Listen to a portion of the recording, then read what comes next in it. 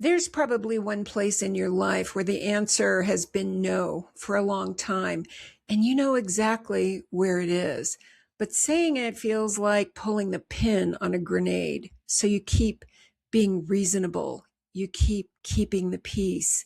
You keep being the one who always understands, the one who's always available, or the one who absorbs all the emotional weight. And then it happens. A no comes out of you like an earthquake, sudden, jagged anger, or a collapse into tears, and your body just shuts down. I can't do this for one more second. If you've sat in the aftermath wondering, did I overreact? What is wrong with me? Take a breath. That no didn't just come out of nowhere. It wasn't a disaster. It was a rescue mission. I'm Wanda Vitale, and this is the Reality Architects. Let me show you what that earthquake actually was. That blow up felt sudden, but the no wasn't sudden at all. Your body had been saying it for a very long time. That dread before the phone call, telling your family, oh, I'll take care of it. Listening to someone who just loves to use you for a dumping ground, complaining, venting. You feel it more than most because you have no filter. You feel everything. And that's why you're so tired all the time. You have a full antenna picking up everything. And that's exactly why just push through never worked for you. You don't push past the anger, past the dread, or filter it out. You just go through it by design. But when that no finally erupted, something came with it. And this is the part that keeps people stuck. After the no, it's shame, it's guilt. Did I overreact? What's wrong with me? How could I have said that? Oh my gosh. Am I just being selfish? This isn't a flaw or nothing is wrong. It's just called what I call welcome to being human. Most people have buried the nose for so long and so deeply that they forgot, but you can't bury it. The reaction wasn't about the other person. It wasn't about what somebody did. It tripped an old alarm.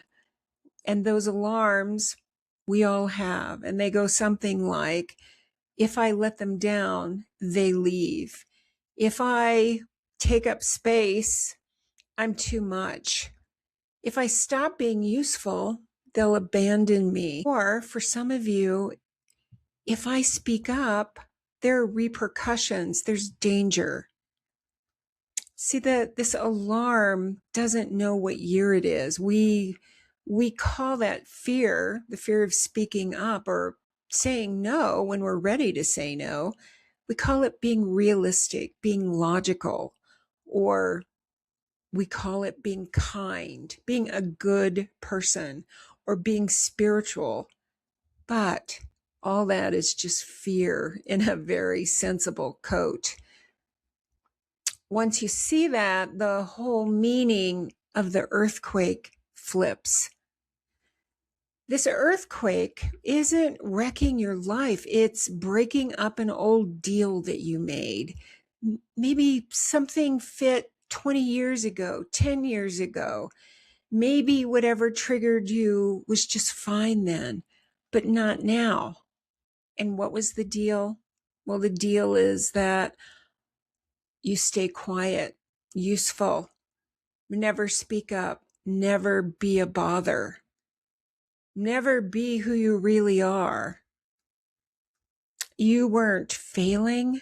You were succeeding then at holding up something that is already over.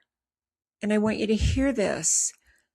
You're only triggered because something is already over for you. So if that no is clearing space, the real question is, Clearing space for what? And here's the real reason the earthquake is happening.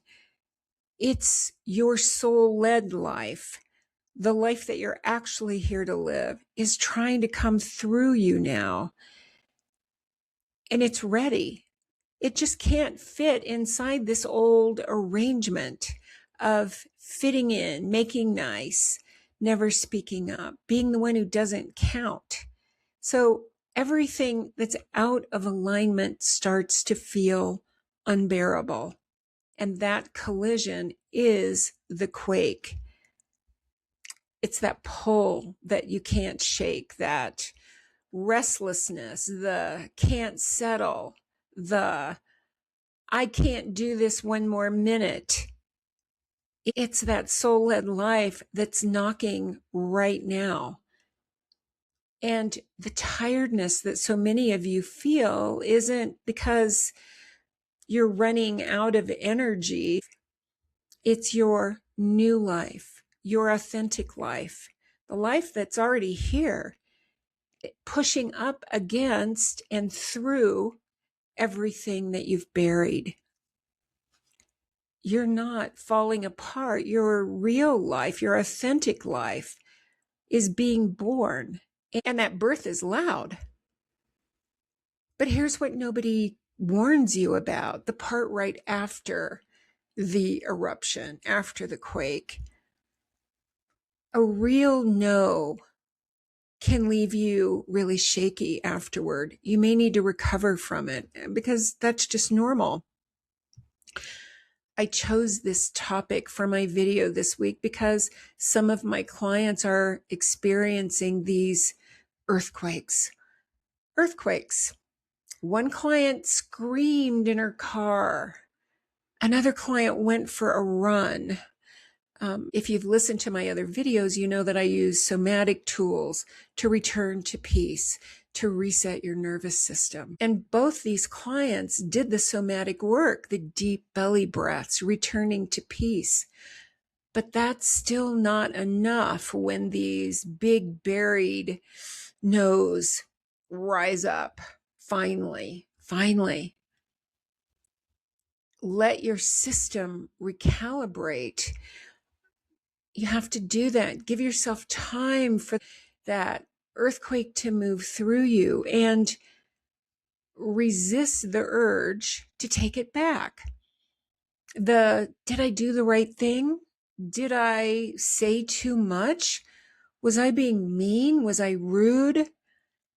Listen, this is just the new real you learning a new shape. This earthquake, we'll call them tremors, after tremors, they pass and the calm comes back. It might take a day, depending upon the topic. It may take 20 minutes. So be gentle with yourself. And I don't say any of this from theory, from a book I read. This was my earthquake about 15 years ago. I had married my business partner.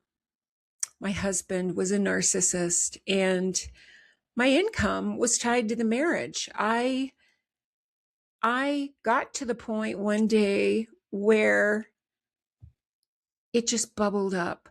It, like a hand grenade, I went off, and very calmly, but with the force of a volcano, I said, I would rather live in a tree than endure one more day of this.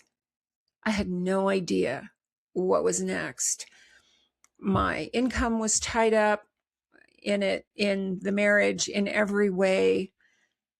I didn't know what I was going to do, but I just knew that I couldn't keep making something fit that didn't fit and that hadn't fit for quite some time. And I'm here to tell you, I never had to live in that tree. This was the hardest thing I've ever done. And in retrospect, it was the best.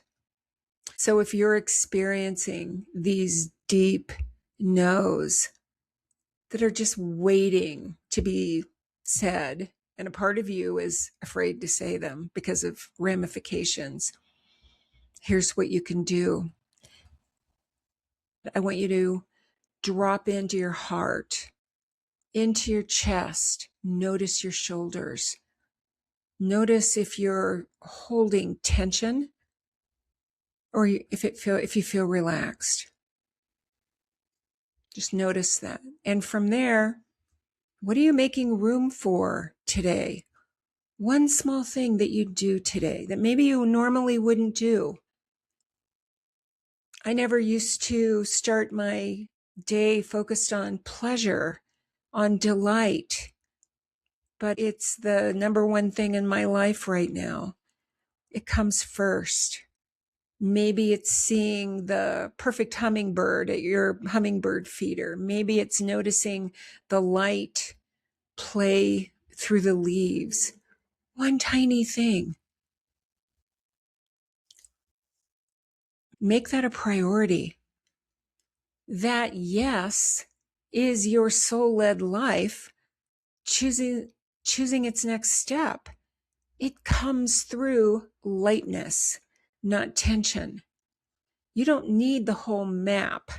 You just need the next step, and then momentum starts from that one step, not from doing more, because that's what everybody thinks they have to do, but from stopping the leak with your attention and going forward. When you start saying no after a lifetime of yes, it's probably going to feel pretty uncomfortable at first. That's normal. I hear that from my clients. It feels like you just rocked a boat that is going to throw you over the side, and it won't. You will rebalance.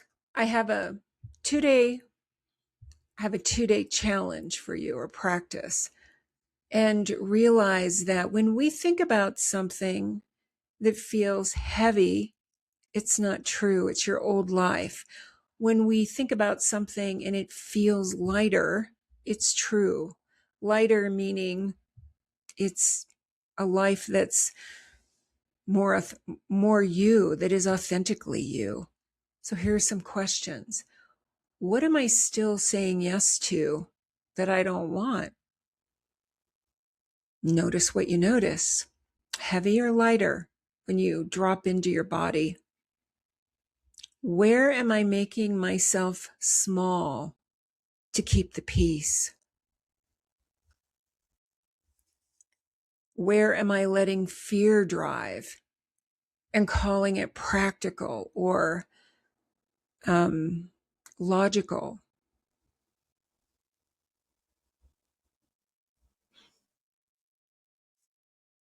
And this question, what is my new yes? What is your yes? What's one thing I can do from that yes?